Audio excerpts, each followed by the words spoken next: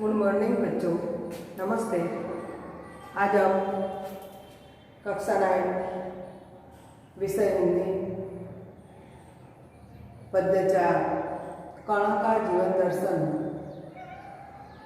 का अभ्यास करेंगे। यहाँ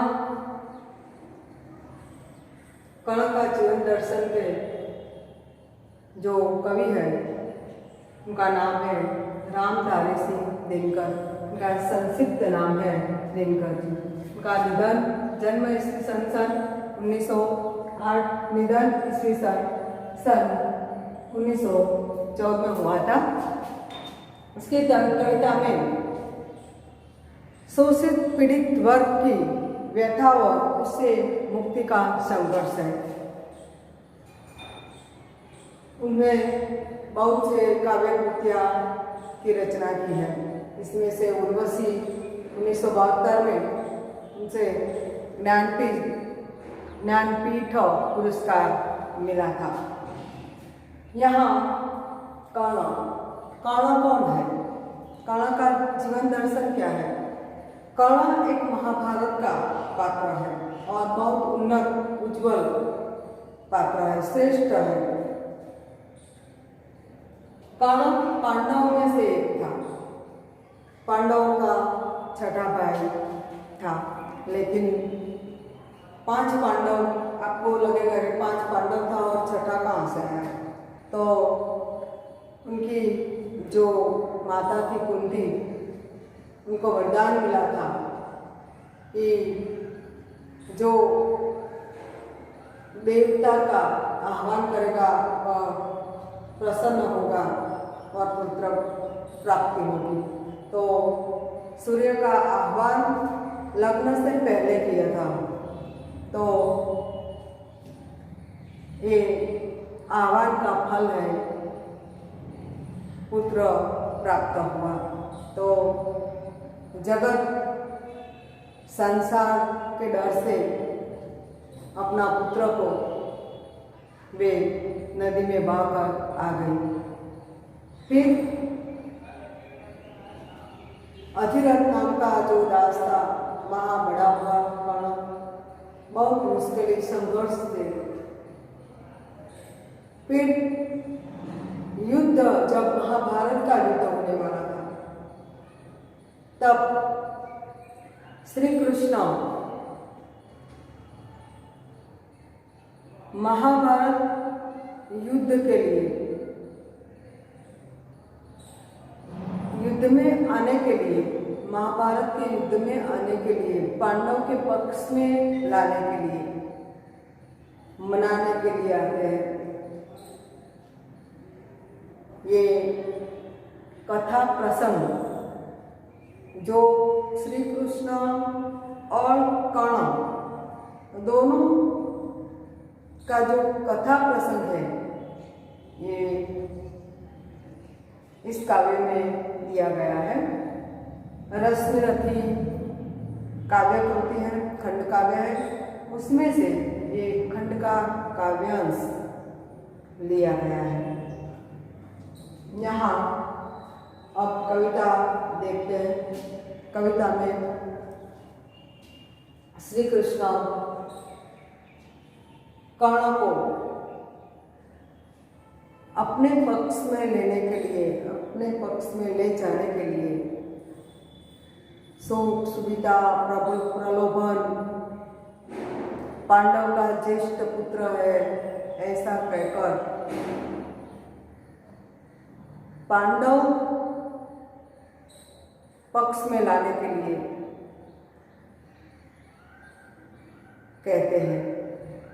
यहाँ कर्ण ना कहता है कि मुझे कोई शौक नहीं है, कोई सांसारिक जीवन में रहने का, कोई लेने का भी और रहने का भी कोई काम नहीं है। तो मैं तो एक ही मेरा मित्र जो दुर्योधन है उसके साथ रहूँगा, उसकी मित्रता निभाऊंगा। यही काव्य में मित्रता भाव ये काव्य में दिया गया है। यहाँ काव्य देखते हैं, काव्य में देखो, वैभव विलास की चाह नहीं। वैभव सांसारिक सुख, तन संपत्ति, यहाँ शब्द दिया गया है वैभव विलास। यहाँ है वैभव, देखो धन दौलत। धन दौलत की मुझे, संसार में जो धन दौलत है इसकी मुझे कोई क्या नहीं है, चाह नहीं। यहाँ शब्द दिया गया है चाह यानी इच्छा। संसार के जो सुख है, संसार में जो धन दौलत है उसकी मुझे कोई इच्छा नहीं है। कौन कहता है? कर्ण कहता है। श्री कृष्ण कर्ण को मनाते हैं कि तुझे ये दूंगा, ये प्रलोभन दूंगा। संसार में जो धन दौलत है वो क्या है, तो मैं तुझे ये दूंगा। तो कर्ण जवाब देता है कि हे केशव, हे कृष्ण, हे श्री कृष्ण, मुझे संसार में जो धन दौलत है उसकी कोई इच्छा नहीं है, अपनी कोई परवाह नहीं। परवाह शब्द है चिंता, परवाह है चिंता। मेरी में मुझे कोई चिंता नहीं है, परवाह और चिंता, मुझे मेरी ही चिंता नहीं है। तो धन दौलत को मैं क्या करूंगा? बस यही चाहता हूं। मैं क्या चाहता हूं? केवल मात्र, मैं तो बस यही चाहता हूं। क्या? केवल दान की देव सरिता। सरिता यहाँ शब्द है नदी। सरिता यानी नदी। यहाँ शब्द है जो सरिता यानी नदी। सुचाय सुइच्छा, क्या चाहते हैं, क्या इच्छता है कि मैं तो मात्र यही चाहता हूँ कि दान की, कौन सी दान की, ये प्रश्न पूछाएगा। दान की और सरिता यानी नदी, निर्मल, यहाँ शब्द है निर्मल यानी पवित्र। दान की देव सरिता निर्मल, निर्मल यानी पवित्र। पवित्र दान की सरिता यानी नदी करतल से झड़ती रहे सदा। करतल यह शब्द दिया गया है, करतल यानी हाथ। मेरे हाथों से दान की निर्मल सरिता बहती रहे। मैं अपना दान, मेरे पास जो कुछ है वो मैं दान देता रहूंगा। निर्धन को बढ़ती रहे। निर्धन यहाँ शब्द है, निर्धन यानी कंगाल, जो धन रहित है, धन नहीं है, उसको बढ़ती रहे। हमेशा मैं दान देता रहूंगा कंगालों को, और मेरी हथेली दान देती रहे। यही मैं चाहता हूँ। तुच्छ है राज्य, क्या है केशव? प्रश्न करता है श्री कृष्ण। हे श्री कृष्ण, राज्य क्या है? एक तणखला की माफक है, एक तुच्छ है। तुच्छ यानी निम्न कक्षा, निकृष्ट कक्षा, निम्न।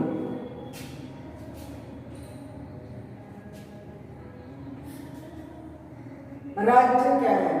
एक निम्न कक्षा का है, छोटा। આપણે કહે ना तो तणखला समान છે। तो यहाँ राज्य क्या है केशव? हे श्री कृष्ण, राज्य क्या है? एक निम्न है, निकृष्ट है, छोटा है। पाता क्या? नर प्राप्त विभव। विभव यहाँ आपेलो છે धन संपत्ति, शब्द आपेलो છે धन संपत्ति। हे कृष्ण, हे केशव, मनुष्य, नर यानी मनुष्य, ए मनुष्य धन प्राप्त कर क्या प्राप्त करता है? उसे क्या मिलता है? धन प्राप्त करके क्या मिलता है मनुष्य को? कर्ण श्री कृष्ण को कहता है। चिंता प्रबुद्ध, प्रबुद्ध शब्द आपेलो છે અહીંયા, प्रबुद्ध એટલે अधिक। चिंता प्रबुद्ध, अत्यल्प हास, कुछ चाकचिक्य, कुछ क्षण विलास। चिंता प्रबुद्ध, ढेर सारी चिंताएं, टन आवे आ ચોરી જશે, આ લૂંટી જશે, આ લઈ જશે, અને ક્યાં મૂકું, લોકરમાં મૂકીએ, આમ મૂકીએ, ત્યાં મૂકીએ, શું કરીએ? જેની પાસે ધન હોય રાત્રે ઊંઘે ના આવે तो बहुत सारी चिंताएं, धन आता है पीछे पीछे, बहुत सारी ढेर सारी चिंताएं आती है। फिर क्या होता है? अत्यल्पास, थोड़ा सा, अत्यल्प में थोड़ा सा, बहुत थोड़ा सा शब्द दिया गया है। बहुत थोड़ा सा हास, उपहास, थोड़ी सी निंदा, हास यानी निंदा, थोड़ी सी निंदा है, इसके बाद तो बहुत धन है, निंदा तो करेगा, धन है इसके पास, निंदा तो आनी हानि। थोड़े सा हास, उपहास, निंदा, कुछ चाकचिक्य शब्द दिया गया है यहाँ भी शब्द चाकचिक्य, दमक। पैसा हो तो सब कुछ होता है, तो थोड़ा सा दमक चमक, थोड़ा का चमकना संसार में, मेरे पास तो ये है, मेरे पास तो ये है, ऐसा चाकचिक्य। कुछ क्षण विलास, थोड़ा सा सुख उपभोग, सुख उपभोग, थोड़ा सा सुख नो उपभोग करवाना, सुख का उपभोग। एक थोड़ी क्षण के लिए, पल भर के लिए है सब है, पर वह भी यही गवाना है। गवाना यानी छोड़ देना। ये भी यहाँ भौतिक वस्तुओं को यहाँ छोड़ के ही जाना है। जगत में आया है, एक है कि मुट्ठी बांध के आया जग में, हाथ पसारे जाएगा। बस संसार का नियम है कि जो जन्म लेता है वही यहाँ छोड़कर सब कुछ यहाँ छोड़ के जाना पड़ता है। हे केशव, हे कृष्ण, सब कुछ यहाँ छोड़कर, गवाना है छोड़ना, सब कुछ यहाँ छोड़कर जाना पड़ता है।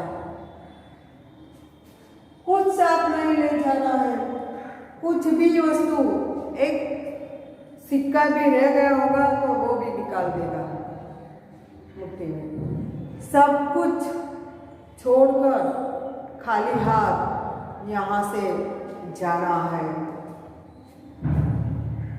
मुझसे मनुष्य जो होते हैं, कण जैसा जो मनुष्य होता है, कण जैसा जो नर होता है, कंचन का भार, कंचन यहाँ कंचन यानी सोना, सुवर्ण, कण जैसा जो मनुष्य होता है, भार न ढोते हैं। इसका कंचन का भार, यहाँ पार न ढोते हैं, सहन न करना। जो कण जैसा मनुष्य होता है वे सोने का भार सहन नहीं करता। पाते धन बिखराने को, लाते हैं रत्न लुटाने को। क्या कहता है श्री कृष्ण? कहता है तुझे रत्न दूंगा, बहुमूल्य रत्न दूंगा, राज्य, सब कुछ तेरा है। लेकिन कर्ण क्या कहता है कि नहीं केशव, है कृष्ण, पाके धन बिखरा, मेरे जैसे यानी कर्ण जैसे जो मनुष्य होते हैं वो धन किस लिए कमाते हैं, प्राप्त करते हैं? तो धन लोगों में बांटने के लिए, लोगों में बिखराने के लिए, रतन लुटाने को। रतन यानी बहुमूल्य वस्तुएं, यहाँ रतन का अर्थ होता है बहुमूल्य वस्तुएं। जो कण जैसे मनुष्य होते हैं, रत्न होते हैं, सबको देने के लिए, सबको दान करने के लिए होते हैं, लोगों में बांटने के लिए होते हैं। जग से न कभी कुछ लेते हैं। संसार में, जगत में, जग का यहाँ शब्द दिया गया है संसार। जगत में, संसार में, संसार से कुछ कभी लेते नहीं। दान ही हृदय का देते हैं। कण जैसे मनुष्य हृदय का दान देना यानी कि दयावान बनना, दया रखकर सबको जो है धन वैभव वो देते रहना, हृदय का दान देना, दया रखना, सब पर दया रखना, वही अर्थ होता है। प्रासादों में कनकाव, प्रासादों यानी शब्द है प्रासाद, यानी हम तो महल था, महल होता है। प्रासाद देवताओं या राजाओं का घर, देवताओं या राजाओं का घर प्रासाद शब्द पूछाएगा। प्रासादों के कनकाव, कनकाव यानी स्वर्णिम आभा वाले, सोने का, सोने का महल, शिखर होते, शिखर यानी चोटी, सोने की शिखर वाले होते कबूतरों के घर, सोने के आभा वाले शिखर क्या होते हैं? कबूतरों के घर होते हैं। महलों में गरुड़ न होता है, कंचन पर न सोता है। बसता ने निवास करना, यहाँ बसता हुआ कहीं पहाड़ों में, सैलों की पटी दरारों में। क्या कहता है? महलों में, महलों में गरुड़ नहीं रहता। तो गरुड़ पक्षी कहाँ रहता है? अपने आप को कौन गरुड़ पक्षी की तरह मानता है, उनका आदर्श है गरुड़ पक्षी। महलों में गरुड़ न होता है, कंचन पर न सोता है। कंचन यानी सोने का बिछोना करके कर्ण कभी सोता नहीं है। ये बसता हुआ कहीं पहाड़ों में, ये गरुड़ कहीं पहाड़ों में बसता है, सैलों में बसता है। और कहाँ है? सैलों की, सैलों यानी पहाड़, पर्वत, दरा यानी दराजा, चीर, तिराड़, सैलों की फटी दरारों में ये गरुड़ बसता है। उसी तरह मैं भी एक गरुड़ की पक्षी की तरह हूँ।